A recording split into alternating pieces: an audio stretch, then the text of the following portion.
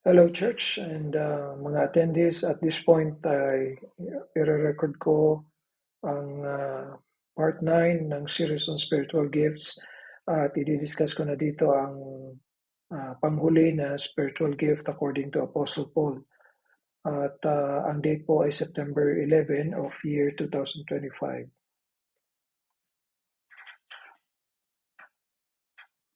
So ang topic po ay the gift of mercy. Simulan natin ito sa pagtalakay ng basis. So ang basis nito ay lalo na ang Romans chapter 12 verse 8. Yung last portion ng verse ay sinasabi, He that showeth mercy with cheerfulness. And then ang verse na ito ay connected din sa Romans 12 verse 15 probably. Ang sabi po naman sa verse 15 ay, Rejoice with them that do rejoice, and weep with them that weep. So, bago ko po talakayin kung ano ang salita na pinagmumulan nito at ang expectation at ang standard at ang example, manalangin tayo. Dakilang Diyos Ama, salamat po na naabot na po ang kinaduluhan po ng pagtalakay ng 7 spiritual gifts. Salamat sa biyaya mo at habag para magkaroon po ng kabigatan na talakayin ito para sa kapakinabangan ng church. Tulungan niyo po ang bawat isa sa pagsuri ng sarili para malaman kung ano ang binigay po ninyo sa pamamagitan ng banal na espiritu ng spiritual gift. At sa lalong madaling panahon ay mapag-ibayo po ito, ma-develop ito, at magawa ito sa ikatatatag ng eklesiya at ng upang bawat isa na nagpa-practice nito ay maging pagpapala po sa iyo, magbigay po ng kaluguran sa iyo, Panginoon Diyos. Tulungan niyo po ang bawat isa sa pag-unawa sa ngalan ni Jesucristo, ang aming tagapagligtas. Amen. So, dako tayo doon sa pinagmumulang salita nito sa Griego. So, ang etymology ay yung eleeo. Yan po yung pinagmula nung kataga na He that showeth mercy. Sa English, 4 na words, He that showeth mercy. Pero sa original na pagkakasulat ni Apostle Paul, isa lang po itong salita, yung eleo, kaya lang yung ibang form nito. So yung binabanggit ko dito, ito yung root word o yung root verb. Makikita ito sa New Testament 31 na beses. So, ang isang meaning nito ay to be compassionate. Kasi galing itong eleo sa adjective na eleos. So, yung eleos ang ibig sabihin mercy or compassion. So, pag ginawa ng verb, maging maawain ka o magkaroon ka ng awa. Sunod, punta tayo sa expectations. Gamit yung dalawang reference kanina, Romans 12:8 saka Romans 12:15, mabubuo natin ang tatlong gawa na inaasahan kung ang gift mo ay mercy. So gamit ang Romans 12:8, kung ang gift mo raw ay mercy, ay di dapat mo itong practicein. So, paano mo pa-practicein? Di ipakita mo yung mercy mo voluntarily. Kanina sabi, with cheerfulness. So, yung cheerfulness doon ay isang noun na ang meaning is alacrity. Ang ibig sabihin nito, yung alacrity or cheerfulness, yung pagpapakita mo ng awa na bukal sa loob mo. At hindi lang bukal sa loob, yung masigasig kang gawin ito. Pag sinabi mong masigasig na at bukal sa loob, hindi mo kailangan may magsasabi sa iyo. So, dinidisqualify mo kung nagawa mo magpakita ng mercy kasi may nagsabi sa iyo o kaya nakita mo nauna yung iba. So kung ang gift mo ay ang mercy, ang iniaasahan sa iyo ng Diyos ay yung, edi gawin mo ito, expect mo ito. Kaya tingnan ninyo, bakit expectation ang term? Kasi kaya nagbigay ang Diyos kasi gusto niyang gamitin mo ito para pagsilbihan mo siya at para palakasin ang katawan ni Yesu Kristo gamit itong gift na ito. So, isa po itong kung titingnan mo lang kasi yung kataga, mercy, pwedeng maisip mo, ano ito, word of mouth. Word of mouth. Pero sa meaning, sa expectations, makikita mo na kalakip talaga nito, work of hands dapat ito. And mamaya, may ipapakita ko sa inyo yan sa pamamagitan ng standard at ng example. So, number one na ina-expect sa'yo, di ipakita mo yung mercy mo. Pero dapat voluntarily. Since gift mo yon, mangingibabaw yun sa'yo, sa kalooban mo. So, once na nangibabaw yun sa'yo, hindi mo pala kailangan daw na may magsasabi pala pa sa'yo. I-on mo yung mercy mo bago mo gawin. No, voluntarily, readily. Ready ka dapat. Okay? So, hindi ka magpipigil, hindi ka magpapapilit, at hindi ka maghihintay. So, yung banal na espiritu bilang ligtas, sa ligtas lamang, may banal na espiritu. Kaya pag hindi ka ligtas, kahit may gift ka, hindi mo yun magagamit ng tama dahil walang banal na espiritu ng Diyos sa'yo. So, yung banal na espiritu sa naligtas, yun ang magsasabi sa'yo, magbibigay sa'yo ng kabigatan para i-demonstrate mo yung mercy mo. Number 2, according sa Romans 12:15,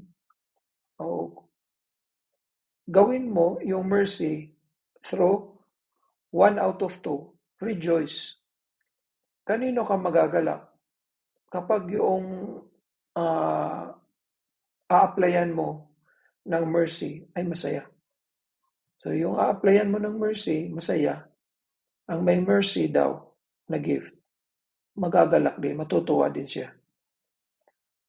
And again, hindi mo kailangan na maghintay na sabihan ka ng iba. Hindi din po kailangan na may mauuna bago sa iyo. So, ang may gift of mercy, yan ang mauuna. Okay? So, number 3, pangatlo, paano naman kapag yung receiving, yung object nung papakitaan mo ng mercy ay umiiyak? Ibig sabihin, nasaktan, malungkot. So, ikaw ang may mercy, iiyak din. So, ibig sabihin nito, ang may gift of mercy, na kailangan niya yung isa pang tao o kaya mga tao para ma-demonstrate niya yung gift niya. At dependent din yung demonstration niya ng gift. Dependent siya according doon sa pangangailangan ng tao. So kung pangangailangan ng tao, physical na o material na pangangailangan, magre-respond yung may gift of mercy. Kapag ang pangangailangan ng tao, damayan siya dahil na nakaranas siya ng tagumpay sa buhay, ready din siya. Pero kapag ang pangangailangan ng tao ay comfort, i-console siya dahil sa may problema, nabibigatan, ay siya rin ay dadamay in the form of iiyak. Depende kung umiiyak yung kausap. Yan ang expectation, tatlong bagay. Now, punta na tayo. Ang standard natin, Jesus Christ lagi.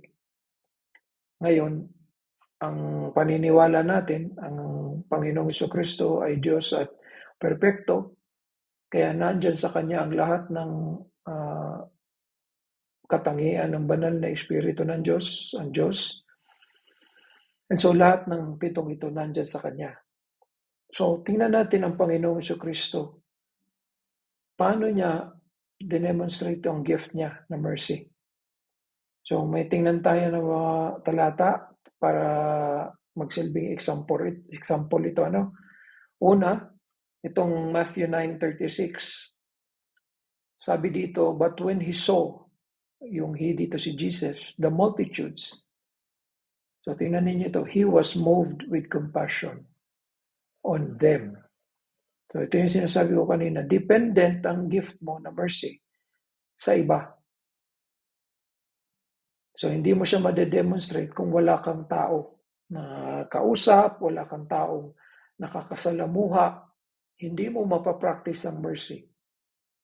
Kaya nga, tingnan ninyo, nung kinilala mo makasalanan ka, tinanggap mo si Jesus bilang tagapagligtas dahil sa takot mo na mapuntang impyerno o maparusahan, at ikaw ay sumunod sa Panginoon, simula sa baptism, dinagdag ka ng Panginoon sa katawan niya, which is ang church. So ngayon, bilang kasapi ng church, maintindihan mo, kaya pala may gift na binigay si God sa iyo na isa. Kasi yun yung gagamitin mo para mag-contribute ka sa church. Yun yung gagamitin mo para mapalakas mo ang church. Kasi pag malakas ang katawan, mapiplease ang pinuno, which is ang Panginoon. So, yung gift na yun, since ang church mayroong ibang kasapi o miyembro, kailangan mo yun makisalamuha sa miyembro. Hindi pwedeng buhay solo ka pa rin, single. Kasi parte ka na ng katawan ni Jesucristo.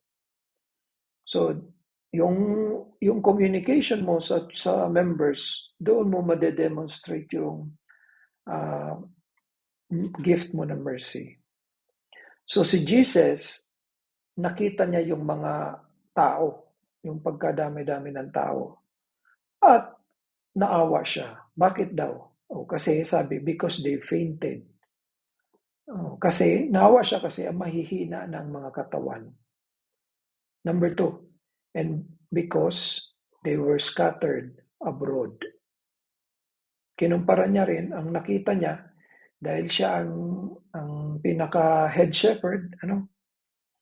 So, nakita niya yung mga tao na para daw ng mga tupa, except walang pastol. So, ang tupa na walang pastol, kaawa-awa. Nakakaawa daw po. So, kung tunay ka kung sinasabi mong naligtas ka, subalit, sa hindi natin nalalaman dahilan ay hindi ka pa rin miyembro ng church ni Jesus. So, para kang tupa, pero wala kang pastor. Kasi, hindi ka naman part ng church eh. So, para magkaroon ka ng pastor, kailangan you belong to the flock of God.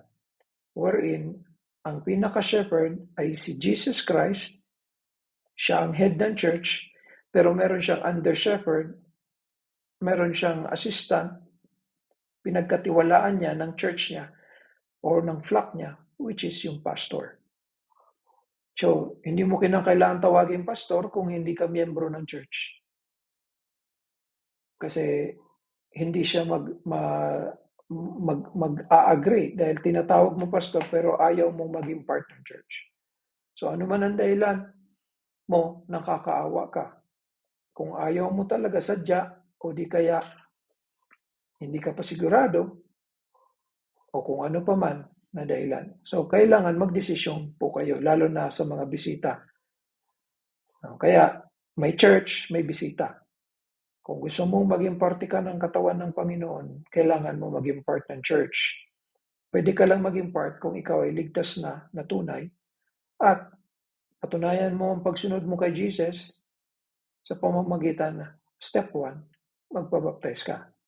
So kung tunay ang pananampalataya mo, napakadali magpabaptize. Hindi issue yun. So, nung nakita ni Jesus yung mga tao na parang mga tupa na mahinang-mahina kasi walang naglilid sa kanila para pakainin. Naalala niyo, Psalm 23, yun ang concept doon, yun ang idea doon, ang thought ni David doon.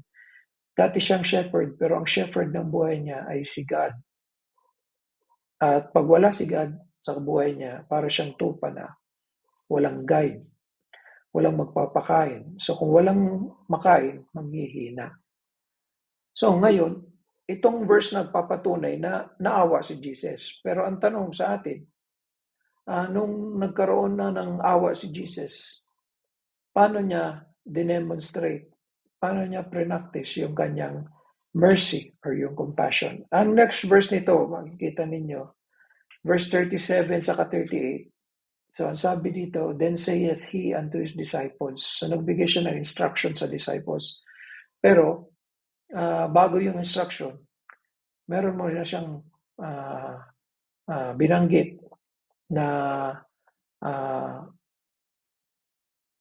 naglalaman ng katotohanan tulad ng isang parable. So sabi ni Jesus sa kanila, sa disciples, the harvest truly is plenteous. So marami daw aanihin, but the laborers are few. So totoo daw na maraming aanihin. And siyempre, ang tinutukoy niya doon yung mga tao. Kaya lang daw yung mga trabahador, napakakonti. Ibig sabihin, yung amount ng trabaho ay mas madami kaysa sa doon sa magtatrabaho. So hindi proportionate. And since ito ay tungkol sa pag-harvest ng tao, so this is about the mission ni Jesus Christ, which is gawing disciples yung lahat ng tao.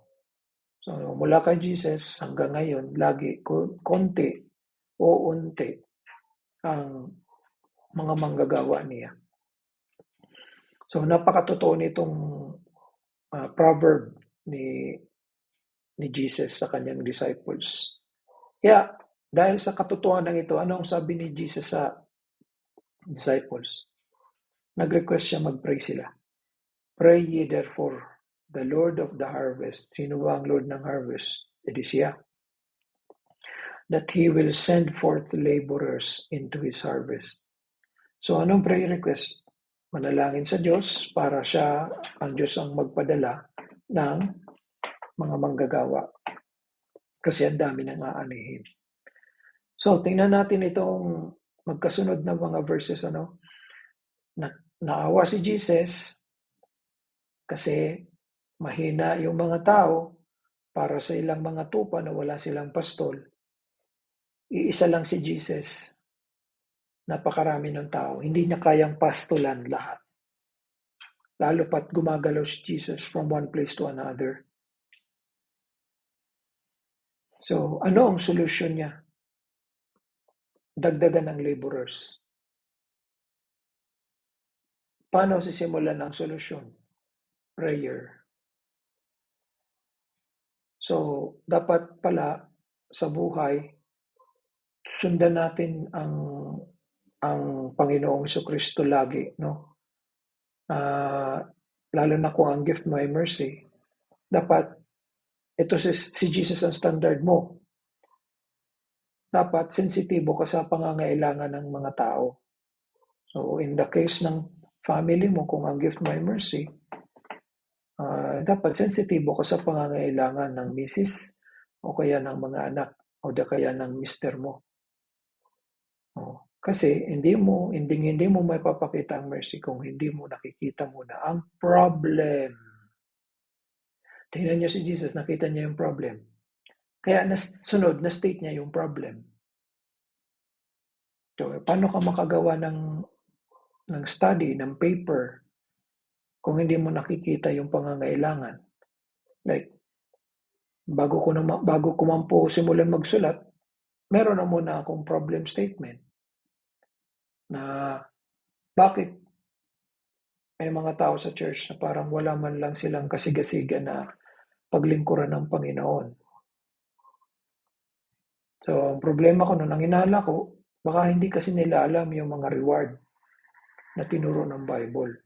Kung malalaman nila, mamomotivate sila. Para bagang athlete. Kung ang athlete, hindi niya alam kung bakit siya maglalaro, wala siyang motivation. Pero kung ang motivation niya maging champion, maging pinakamagaling na team o pinakamagaling na player, Kung ang motivation niya makakuha ng trophy, kung ang motivation niya makatanggap ng reward in the form of money, mamomotivate siya at makikita sa kanyang gawa at buhay yung motivation. So isa yun sa problem statement ko bago ko sinimulang magsulat noong New Testament Mistology. So tingnan niyo si Jesus, anong statement of the problem niya? The harvest truly is plenteous, but the laborers are few. Dahil sa may problem statement siya, anong sunod niya na ginawa? Okay, let's pray for it. Start praying for it. God will send laborers. Yun ang truth na in-establish niya. And prinove niya yun. So sa mga disciples niya, that time, ano lang yun, pwedeng hypothesis pa lang yun or argument lang yun. Pero right there and then, prinove niya yan. And I will show you paano ko nasabing prinove niya yun. So, tandaan niya ito ha. Last verses ito ng Matthew 9 eh. So, pray kayo, disciples, mag-pray kayo na magpapadala ang Diyos ng mga manggagawa para anihin ang mga kailangan anihin. O, anong kadugtong nito? Matthew 10:1. O, anong nangyari sa Matthew 10?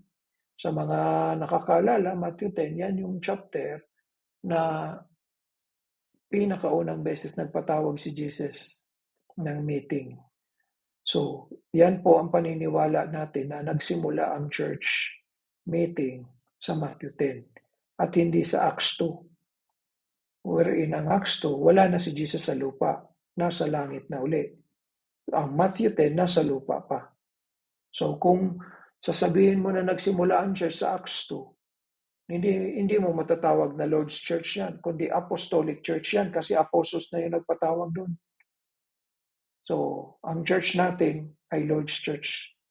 So, kailangan ma-prove natin, nagsimula ba kay Jesus yung church? Yes, nagsimula. Matthew 10. Sa anong lugar siya nagpatawag? Anong probinsya? Galilee. So, anong church yun? Galilee Church. Probably sa anong bayan o lungsod? Capernaum. So, ang pinakaunang church hindi sa Jerusalem, nasa Galilee. Kasi another evidence niyan, yung mga members, karamihan doon mga members na yan, taga-Galilee. O di taga-Galilee Church nga. Yung mga taga-Jerusalem na nagtipon in Acts 2, karamihan doon galing Galilee. So, ibig sabihin, Galilee ang nauna kaysa sa Jerusalem. So, ano ang sabi sa Matthew 10:1? And when he had called unto him his 12 disciples, he gave them power against unclean spirits to cast them out and to heal all manner of sickness and all manner of disease. So, first verse lang ito, pero ang buong content ng Matthew 10 ay doon sa church, pumili siya ng 12 para gawing apostles, at nung apostles na sila, ang apostles, ibig sabihin messengers, pinadala niya sila. Yun nga lang, hindi niya pinalayo sa ibang bansa muna, initially. So doon lang sila sa Israel, except sa Samaria. So, sinend ni Jesus yung 12 out of doon sa church. Hindi siya kumuha ng apostles outside the church, sa loob ng church. So, ang tanong, ito kaya yung solusyon ni Jesus doon sa problem na nakita niya earlier? Walang ibang manggagawa maliban sa akin.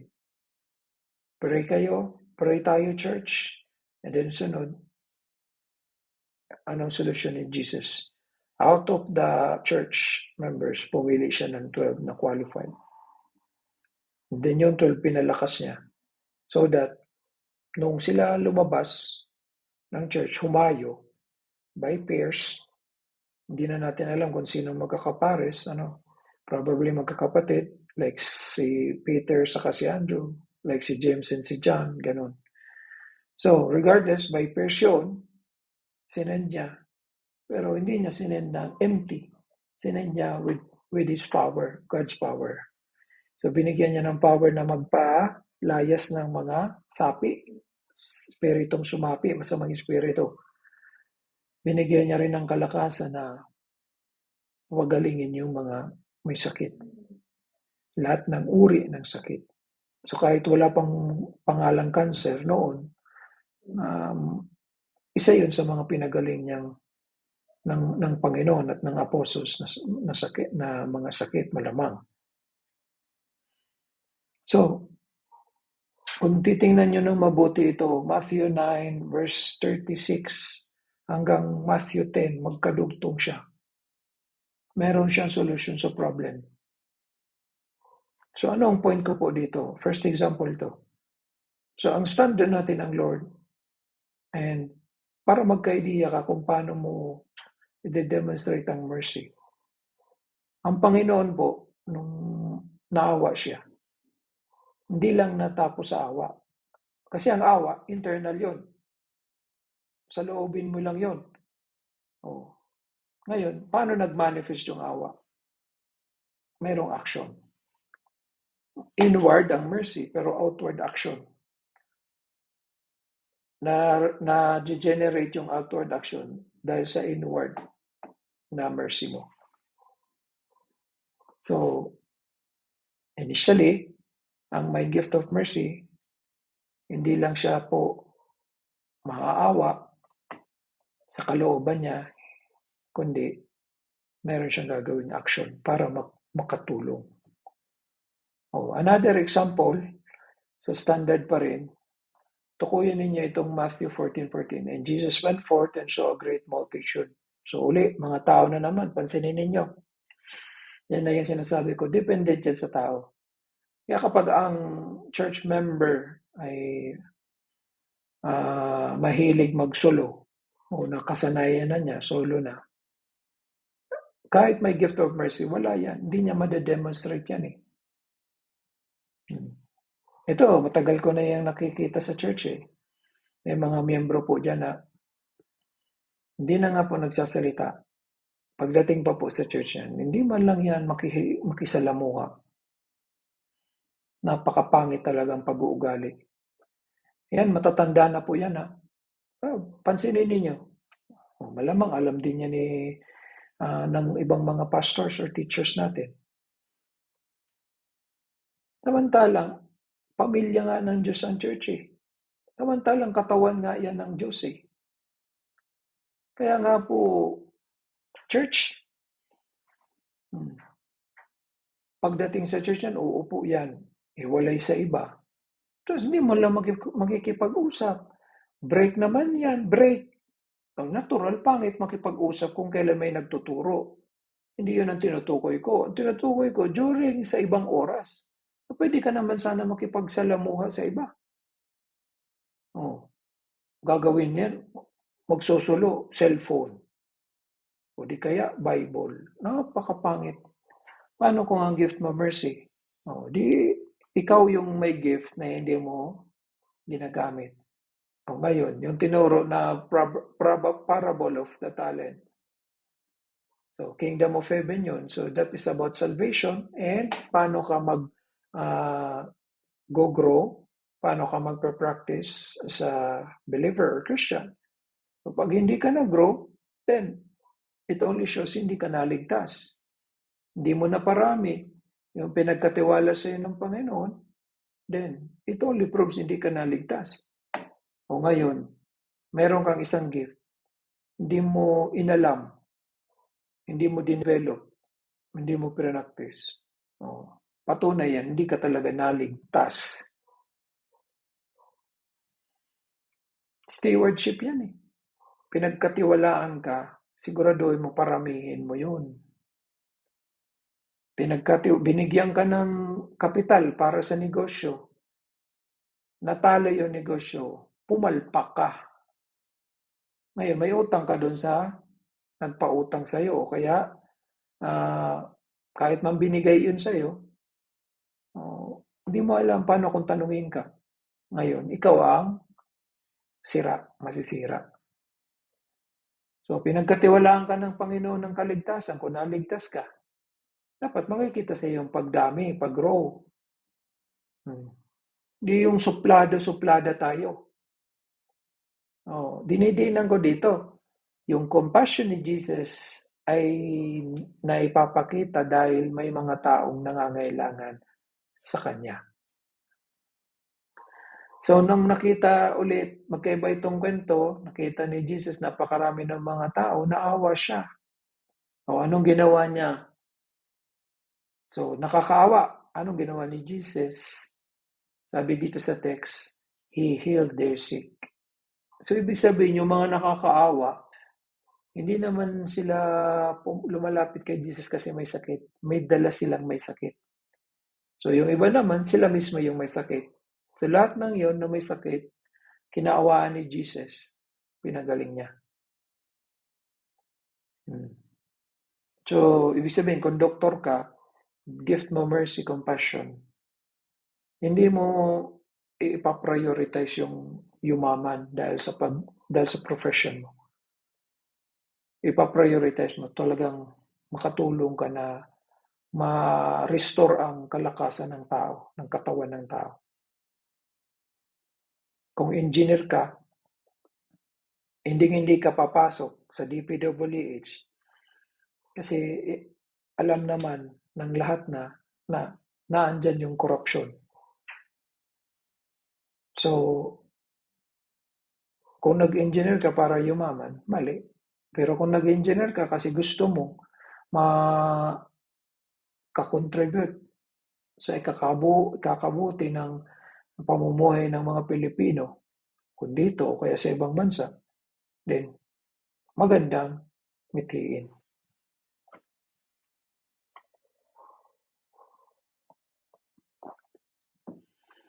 So, again, may action ba si Jesus after niya maawa? Yes. Dito sa Matthew 14:14, pinagaling niya. Hindi lang yun. So, lagi tinitingnan ni Jesus yung kapakanan ng mga tao. Gutom rin kaya si Jesus nun?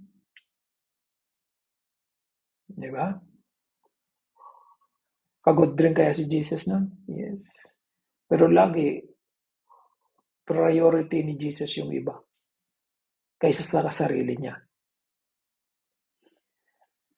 Kadugtong po, sabi naman dito, then Jesus called his disciples unto him. Again, lagi si Jesus pag naawa, may action. Ang sabi ni Jesus sa mga disciples, I have compassion on the multitude. Naawa ko sa mga tao. Because they continue with me now 3 days. 3 days na, walang uwian and have nothing to eat. Wala silang makain. Biruin niyo yung mga kapatid. Disyerto. Kung hindi sila seryoso na sumunod sa Panginoon, hindi naman po ito magpapatuloy ng 3 araw. Walang kainan. Walang makain.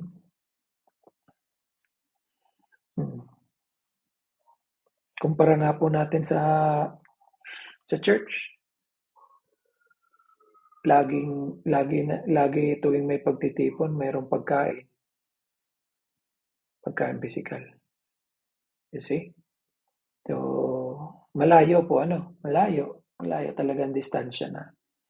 Hindi natin pwedeng sabihin naghihirap. Kaya kung ganun, mas lalo, mataas din ang inaasahan sa atin ng Panginoon sa paggawa upang paglingkuran siya. Di ba yun ang in-emphasize ni Teacher Leo noong Wednesday. Kaya tayo niligtas para paglingkuran siya. Kaya nga hinamon niya pa nga sila, Judy, sa mga bisita natin na regular. Salamat sa inyo. Kayo ay nagpapatuloy. Pero hanggat hindi kayo naliligtas, walang kasiguraduhan ng mga buhay ninyo. Pero bilang hindi ligtas, siguradong kapahamakan na naghihintay sa inyo. Kaya kung ako sa inyo, sisiguraduhin ko yan. At ikalawa, malinaw na tinuro ng teacher. Kaya ka tinawag ng Panginoon para maligtas at bilang ligtas, imbis paglingkuran mo ang sarili mo, bilang bagong buhay mo, paglingkuran mo ng Panginoon. So, sa inyo, Ira, magdesisyon kayo para maglingkod sa Panginoon. Ikaw, Ivan,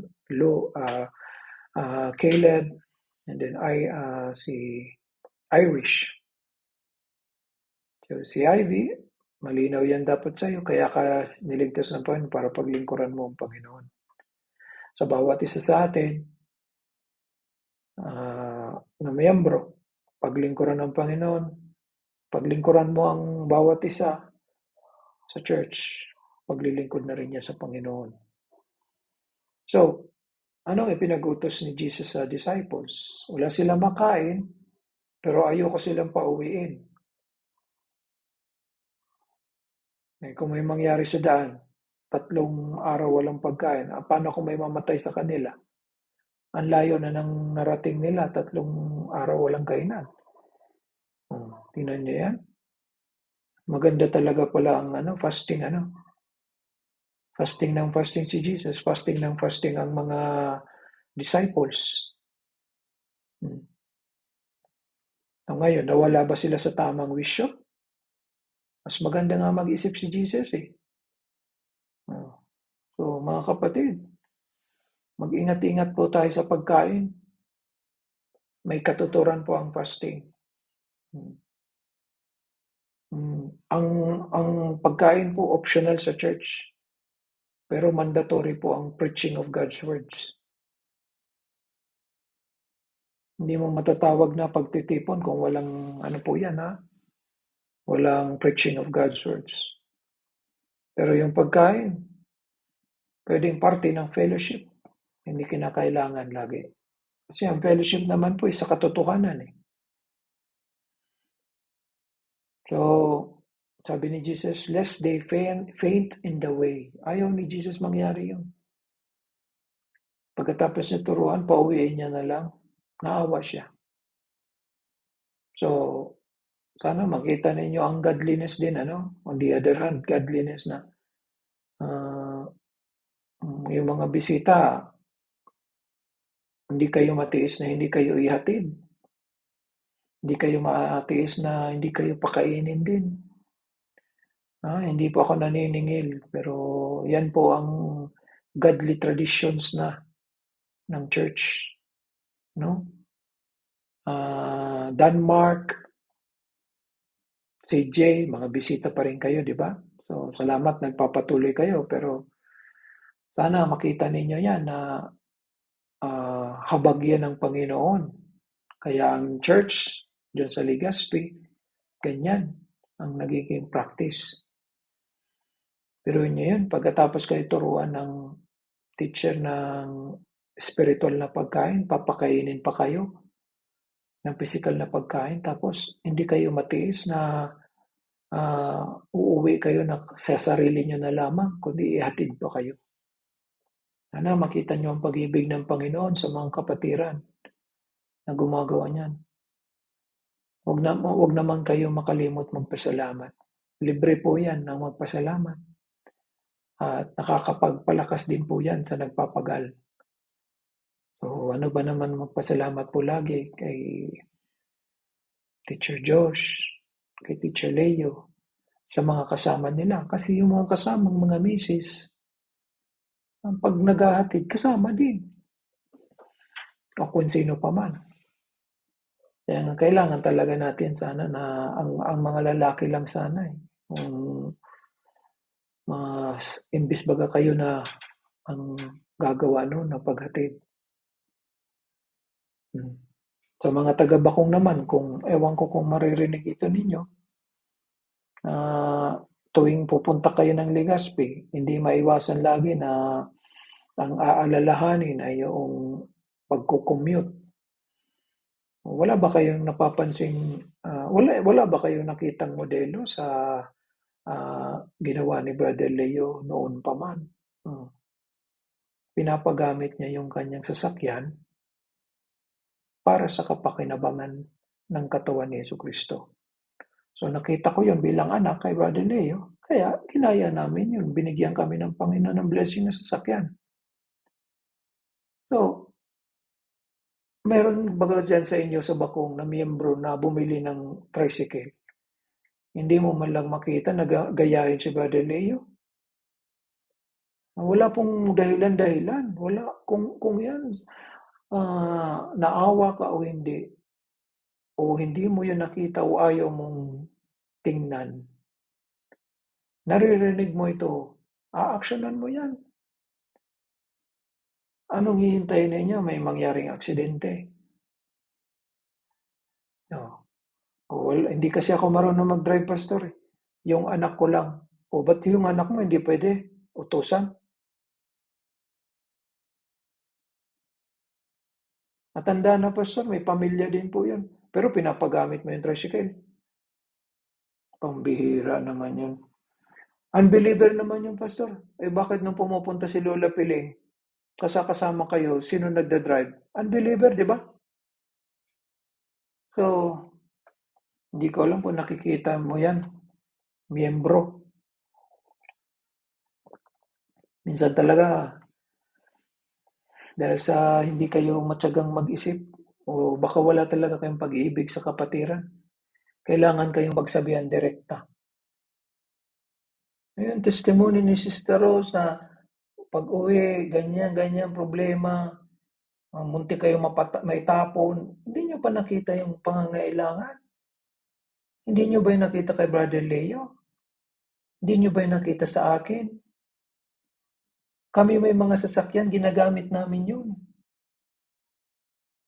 para sa kapakinabangan ng church. Ganyan dapat. After all, Brother Arvin, yung kinikita mo galing sa Diyos. Yung trabaho mo galing po sa Diyos. Ginamit ng Diyos ang anak niya. Oh, alam kong wala ka ng lisensya, malabo ng mata mo, pero may paraan. Ano ba naman? Kahit wala akong anak, kung ako sa iyo, Brother Arvin, kukuha pa rin ako ng magdadrive. Ano ba naman yun na bayaran ko po yun na isang araw? Magkakasya kayo sa isang tricycle. Oh, hindi mo masisisi yun, Sister Rose, yung driver ng tricycle kasi kung may inahabol na oras. Pero kung kayo, as a church, kayo-kayo lang magkakasama, edi bagalan nyo lang. Makakarating pa rin naman kayo kahit mabagal lang. Yan ang sabi lagi ng tatay ko eh. Hmm. Pero magkakasama kayo, ingatan kayo ng Diyos. May mangyari man sa inyo na masama, kalooban nyo ng Panginoon. So, minsan po kailangan nyo na pagsabihan kasi parang hindi nyo maipakita yung pag-ibig ninyo sa kapatiran. Samantalang kayo, minamahal kayo ng mga manggagawa. Oh. Eh kahit yan, halimbawa, si Danilo, ano ba naman na ipag-drive kayo? Eh kung ayaw niya mag-church, di dyan sa labas, sa bakod. Halimbawa, si Brother Arvin na nga sa kanya na yung tricycle, sa kanya na yung gasolina. Eh di Sister Rose, kumuha ka ng driver. Ano ba yan? Pinagtatakpan mo rin Sister Linda, Brother Arvin, yung anak ninyo? Anong klase kayo? Pamilya kayo ng Diyos. Yan ang una. Hindi na yung mga anak ninyo na anak yun ng demonyo. Wala, given na yun eh. Tapos na, nangyari na ang nangyari. Ano na yun, nakaraan nyo na yun. Pabaya kayo, kaya ganyan mga anak ninyo. O ikaw, Sister Rose, hindi mo pwede pagsabihan ng anak mo, si Danilo. Unbeliever siya. O, kung ayaw niya, ba't hindi mo na pwedeng pag-utusan? Ipag-drive? Hmm. Tingnan nyo, yung mga hindi niyo ginagawa, tapos nalalagay kayo sa alanganin, napapahamak kayo, sasabihin nyo pa. O, sino nagkulang ngayon sa pag-iisip? Hmm.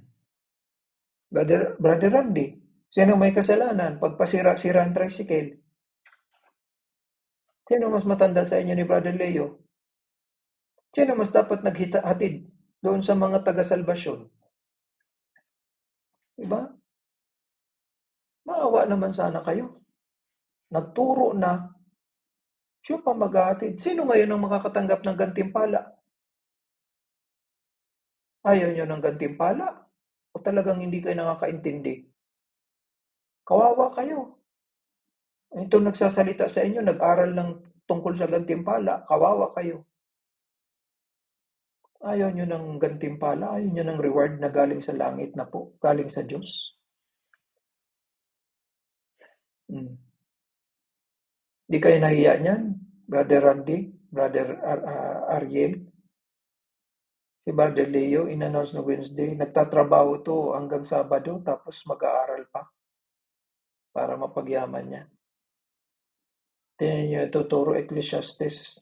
Bihira po yan maturo sa church. Hindi ko pa nga naturo yung series na yan. Pero yung para mabigyan kayo ng background ng book. Di ba pagpapagal yun? Ayaw mo na mag-grow, Brother Randy. Marami ka nang alam sa trabaho mo. Pero dyan lang. Nag-grow ka pa ba? Meron ka pa bang bagong mga napag-aaralan? Oh, yan ang pangit. Hindi ka na yan mag-grow kung feeling mo, akaalam mo ng lahat. Pero sigurado ako sa iyo, hindi mo pa alam lahat sa construction. Lungkot ako na si Brother Leo pa po nag-attend dahil lang wala si Brother Jose. May nangyaring masama sa kanila nun, pag-attend. Sino sisisihin? Kaya kung nakikita ninyo, nakakatanda natin, elder natin, nag-aaral pa rin. Sana mahiya naman kayo. May response ba kayo sa last kong recording kung saan challenge ko kayo mga lalaki? May response ba kayo doon? Brother Randy, Ariel, Arvin, Yudel. Kayo mga bisita, ikaw Denmark. Balita ako, member ka doon sa Pangasinan. Ganyan ba ang church member? Yan na ba yung naintindihan mo, Denmark? Ang anak, naging alaga ka ng pastor. Hindi mo natutunan na maging faithful? Ang tunay na naligtas, magiging faithful sa Panginoon. Napakadali maipakita yon sa pag-attend mo regularly. First year ka pa lang, lalo na kung busy ka nang sa course mo kasi mahirap ang course mo. Lalo pa siguro kung higher years na yan, baka wala ka na talaga sa church. Pananagutan mo yan sa Panginoon. Ivan, good, bumabalik ka. Pero ilang beses mo kailangan kapag sabihan tungkol sa kaligtasan. Sino ang hinihintay mo magsabi sa iyo bago ka magdesisyon? Baka maunahan ka ng kamatayan. Hindi mo alam kung kailan yan darating sa iyo. Baka hindi ka, dahil sa hindi ka nagdedesisyon na maligtas. Ikaw, Ira, hindi ko alam. Mauna sa iyong kamatayan. Nakakamatay ang infection. Matulog ka na nga lang, pwedeng mamatay ka na eh. Hindi ako nananakot. Lahat ito katotohanan. Nangyayari ito sa iba. Ngayon, pinapanood ng maraming tao, sinusubaybayan ng maraming tao. Ilang minuto lang patay na. Charlie Kirk, 31 years old, patay na. Ang founder ng Turning Point USA. Hindi po yan nagtapos ng college, drop out yan sa Harper College ng Chicago, Illinois. Pero napakatalino. Konserbatibo, napagtanggol niya ang Diyos at ang Biblia. Pinapagtanggol niya laban sa mga imoralidad. Pero yung buhay, sabi nga ni James, parang ano lang talaga, yung usok ng pag nagsaing ka. Makikita mo maya-maya wala na. Paalala yun sa ating lahat. Huwag natin sayangin yung pinagkakatiwala ng Panginoon. So dito po yun yung standard. So anong ibig sabihin nitong text na to? Yung sumunod na mga talata, hindi lang niya pinagaling, pinakain niya. So ang naaawa, depende kung ano yung kinawaan, tumutugon yun. Hindi po tama yun na sasabihin mo naawa ka, wala ka namang ginawa.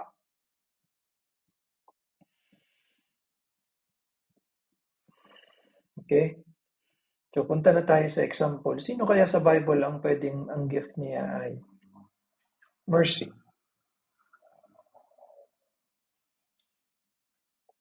I-consider ninyo ito, yung pinakahuling nagsulat ng mga libro ng New Testament, si John the Beloved, yung apostle. Tingnan nyo ang mga talata na magsisilbing ebidensya. Una, sabi sa 1 John 3:17, "But whoso hath this world's good, and seeth his brother have need, and shutteth up his bowels of compassion from him, how dwelleth the love of God in him?" No? Ayon kay Apostle John, sa 1 John, sulat niya, kung mayroon ka daw na sinasabi mong mahal mo ang Diyos, tapos nakita mo yung kapatid mo, nakakaawa, kailangan tulungan, pero hindi mo naman dinemonstrate yung awa mo, so hindi daw totoo yun. Nagsisinungaling ka na nagsasabi mong mahal mo ang Diyos. O, i-apply nga natin ito, church. O, Bakong, i-apply nyo nga ito. Sabi nyo, Kristiyano kayo. Paano nyo pinapakita yung pag-ibig ng Diyos sa mga kapatid ninyo? Lalo pa kung kasama si Lola Sario. Diba? Diba, Leo, kinawaan ka, Brother Alvin. Ginawa ng paraan para magkatrabaho ka. Brother Randy. Sigurado ako, pag-ibig ng Diyos yun. Kaya minahal niya kayo. No. Humingi man lang siya sa inyo ng bayad. Alam niyo ang sagot yan. Ba't hindi niyo man lang gawin yun sa ibang kapatiran? Pag nandyan kayo, ihahatid ko kayo. Nung nandyan ako, ihahatid ko kayo makasakay ng jeep. Tatanungin ko kayo kung nakarating na. Oh. Hindi ba pwede, Brother Arvin, ikaw naman gumawa niyan ngayon para sa mga kababaihan nating kapatid? May nagpipigil ba sa'yo? Naisip mo na ba yung gawin?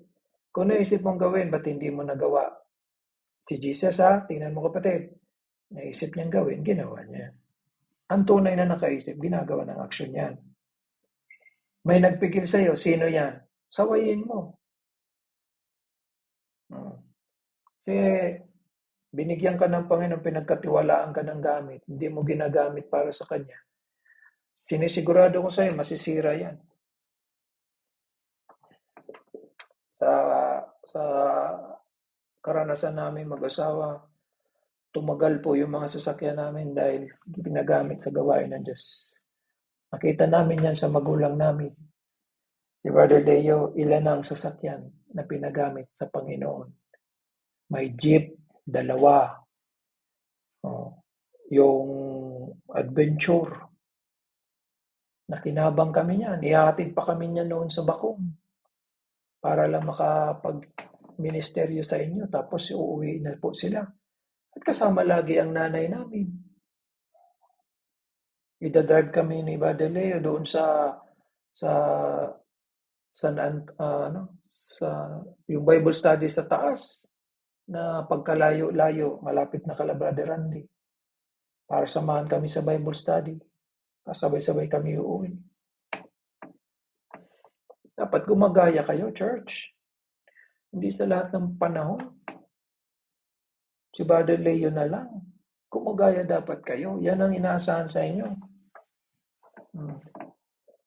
Sa panahon nga ito, dapat nagko-cool down na si Brother Leo sa ministeryo. Anong mapapansin niyo sa mga kaguluhan sa mga kapitbahay nating bansa? Yung kaguluhan sa Nepal. Ngayon yun, yung Nepal. Yung kaguluhan sa Indonesia. Yung kaguluhan sa Myanmar. Mga kapitbahay natin yan. Yung kaguluhan sa Japan. Sa Japan, nag-resign yung Prime Minister dahil sa pagrarally ng mga realista. Sa Nepal, yung Prime Minister, yung misis napatay. Yung dating Prime Minister, napatay. Napaka-violente. Indonesia, ganun din. Nag-riot ang mga nagtatrabaho. Now, sino na namumuno? Sino na ang namumuno sa naninindigan? Mga Generation Z. Yung mga nakakabata pa sa akin. Kami kasi ni Doc Ran, ni Brother Josh, mga millennial pa kami. Yung mga Gen Z, pinanganak 1997. 97 years hanggang 2012 or 13. So, ibig sabihin, sino yon? Si Ariel. Yan na dapat namumuno.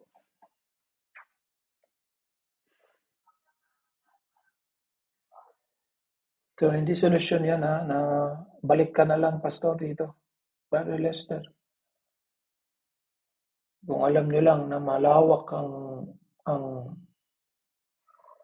field, hindi nyo lang kasi nakikita kasi wala kayo dito. Marami pang i-harvest. Pero isa lang akong manggagawa dito. Nakatutok puro Pilipinas. So, kaya nga inahikayat ko kayo. Ivan, magdesisyon ka. Christian, magdesisyon, manindigan ka, Christian. Denmark, manindigan ka. CJ, hindi ka na bata. Luke, hindi na kayo bata. Manindigan kayo. Kahit pinalaki kayong, kaya kayo naging isip bata, dapat baguhin nyo na yan. Mali yung ganyan pag-iisip, binaby kayo ng nanay o ng tatay ninyo. Mali yan. So, nakakalungkot. Pero tingnan niyo ang may gift of compassion. Gagamitin niyo yung pag-ibig ng Diyos. I-apply niyo yung compassion. Sa brother na may pangangailangan, magbibigay, tutulong. So anong una na ebidensya kay John the Beloved? Nagpakita siya ng compassion at makikita yan sa sulat, sa mga sulat niya. Okay? Ikalawang ebidensya, 2 John 4. Isa lang naman ang chapter ng John, 2 John. So, verse 4, I rejoice greatly that I found of thy children walking in truth. As we have received a commandment from the Father. So, the second epistle, sabi niya, masaya ako that I found of thy children, of the church, na may mga lumalakad sa tama. So, let me check ang 2 John. So, nagsimula ito, si Elder, sumulat sa church, at yung church ay dinescribe niya na mahal ko kayo, church. Ang pagmamahal ko sa inyo ay base sa katotohanan. And yung iba rin na tulad ni John, Apostle John, mahal din sila yung church. Tinutukoy niya Ephesus Church. So, ano yung ikinasaya ni John tungkol sa church? Yung ikanatuwa niya kasi mayroon sa mga church na mga masaya na nasa katotohanan. So, nung masaya sa katotohanan, yung iba sa church, masaya din siya. Pero yung iba na nasa church na hindi totoo sa katotohanan, hindi siya masaya. Kaya specific si John. Ang tinukoy niya, hindi buong church. Napansin niya to? Ang tinukoy niya po dito, hindi buong church eh. Although, sumulat siya para sa church, pero sabi niya, I found of thy children. May nahanap ako sa mga miyembro na mga lumalakad talaga sa katotohanan. So, ma-expect talaga natin sa church, hindi lahat lalakad ng tama. Hindi lahat totoong naligtas. Hindi lahat pagkatapos marinig is ipamumuhay nila. Pagkatapos masaway is itatama nila. Nakakalungkot man pero meron talaga hindi masaya sa katotohanan. So, kaya po, yun, na dun sa mga masaya sa katotohanan, masaya din siya. Another, itong 3 John 3 to 4, naulit niya rin itong kataga ulit. I rejoiced greatly when the brethren came and testified of the truth that is in thee. Ito, tinutukoy si Gaius. Si Gaius, yun yung church member na disciple ni John. So, bakit masaya si John para kay Gaius? Kasi si Gaius yung isa sa mga lumakad sa katotohanan. Yung isa siya sa mga masaya sa katotohanan. Kaya sabi niya sa 4, I have no greater joy than to hear that my children walk in truth. Nabalitaan niya sa iba, yung iba na nagkwento sa kanya tungkol kay Gaius, masaya para kay Gaius, na si Gaius masaya sa katotohanan, kaya masaya din siya. So tingnan niyo, may gift of mercy, maaawa, makikita sa gawa, magiging masaya para sa mga masaya. And last, may ebidensya din ba na umiyak din si John para doon sa mga nalungkot. So this is the second evidence, he showed his fellowship in joy. Ibig sabihin, nakitaan si John ng pagkakaisa sa pagiging magalak. Fellowship in joy. And last, Revelation 5, 4-5.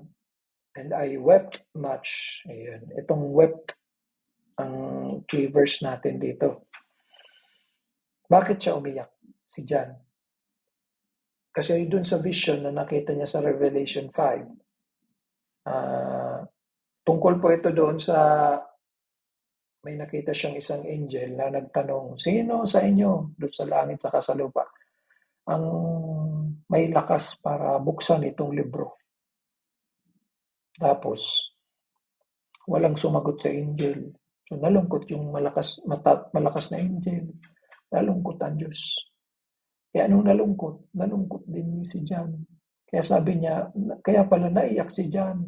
Bakit siya umiyak? Kasi wala daw na tao na karapat-dapat para buksan at basahin yung libro na yun na naglalaman ng mga paghuhukom ng Panginoon. Lahat natakot. Kasi katakot-takot naman talaga yung laman. So, natakot buksan, natakot basahin, natakot tingnan. Kaya sabi ng isang elder sa langit kay John, huwag ka nang umiyak. Tigil mo na yung pag-iyak mo. Ang daming iyak ni John. Ayun.